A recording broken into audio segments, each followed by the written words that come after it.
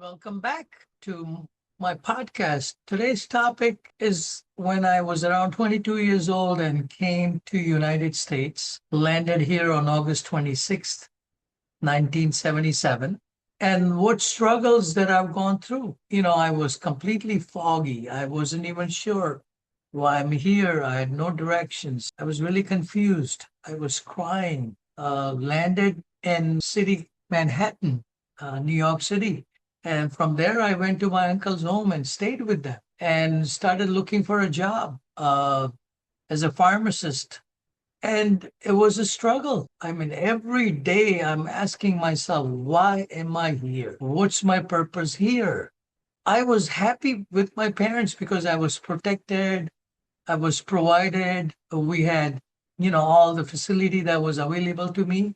And it was a comfortable environment, which, we get used to it. Like we live in a comfort zone and we don't want to challenge ourselves and get out of that comfort zone, which I call it a dying zone. As I progress in my life, is when you stay in the comfort zone, you're not making any progress. So when I got out of it, there was so much uncertainty, so much fog, no clarity in my mind. As a 22 years old kid, what do I know about life?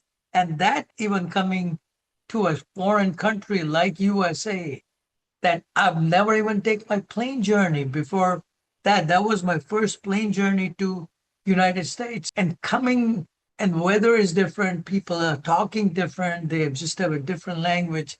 So I had to really have communication skill that was lacking. I didn't understand what they're speaking because I was not able to understand the pronunciations and the speed and how they communicated. So I had to really work on that. And my aunt and uncle supported me throughout my journey by giving me directions and treating me like their own son and preparing me and telling me to get used to the environment. So I started watching the TV shows like Price is Right by Bob Barker, Family Feud. So I understand how different people communicate and how do I understand the English. And that's how I got used to understanding how people are speaking and all that thing. And I get comfortable, at least able to communicate with them and understand that. This is how my journey began. And I could not find a job. So I wanted to go back home. So I called my mother and said, Mom, I'm coming back home. I don't want to be here. I was happy over there. My mother said, No, you'll be okay. You'll be fine. And you know what? I stuck here. Deep down, I knew my mother had a vision for me. When I was not clear, my mother was clear. And my mother said, if you stay on the course and you be a tenacious, as I understand what that tenacity means is, you are just like that dog who's so tenacious when he's holding that bone and you try to snatch it out, he won't let you go.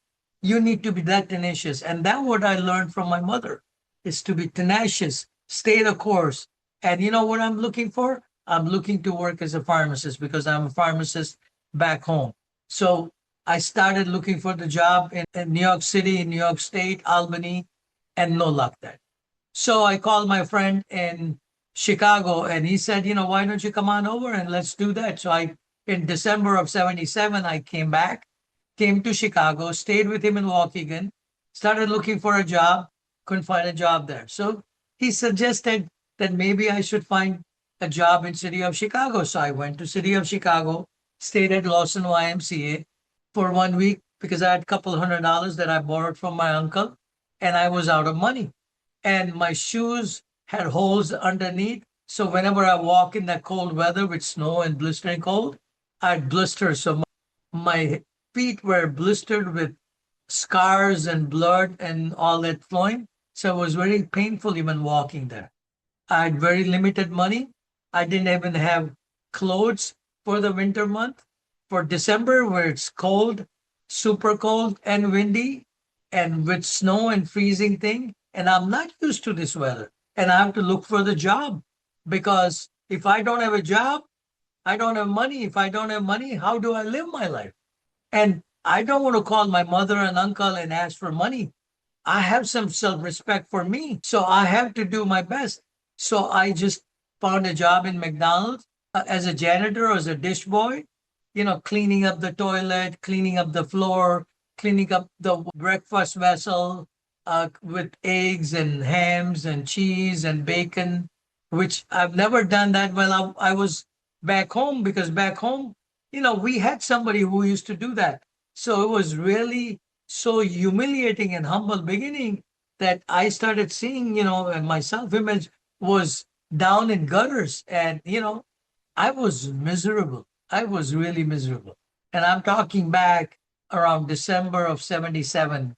And right now I'm talking to you, which is around May 2026. So you look at the span of 47, 48, 49 years of difference. And, now I could see that the troubles that I've gone through has really shaped me well and really appreciated me. So when I see somebody going through struggle, like my kids or some of my friends that I love dearly and nearly, instead of feeling sorry or bad for them, you know, I realize that we all will grow when we go through tough time. So when we come out of it and when we see the sunshine on the other end, we will really realize that the time that I went and spent in the valley, that was the most valued time of my life. Now when I'm at the peak, when I'm in the valley, when I'm in the fog, when I'm crying, when I'm just questioning me, when I'm doubting my greatness, I am just feeling lost. I'm feeling just like a failure. Those feelings, if you stick with it and figure out a way and be tenacious like a dog who won't let go that bone, that's what I've learned from my mother's teaching.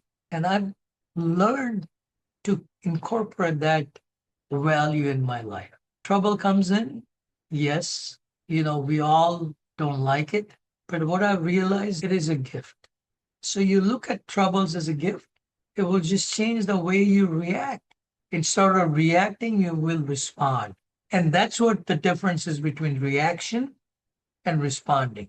Responding is a positive way of dealing with situation. Reacting is a negative way of using and wasting our energy.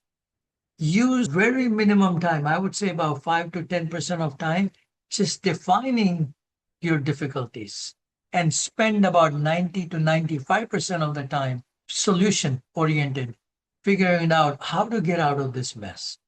And you will come out and there'll be sunshine. So when the trouble comes in, remember it's a gift. Remember there is going to be an end that's going to be so glorious, and you'll feel so proud of yourself, like I have. Wishing all of you the best of the life, and be balanced, be resourceful when you go into trouble, because when you get out of it, there'll be a sunshine. God bless you. Love you. Have the best of the best life, and stay in an attitude of gratitude, even when things are not going right. God bless you and love you. Thank you.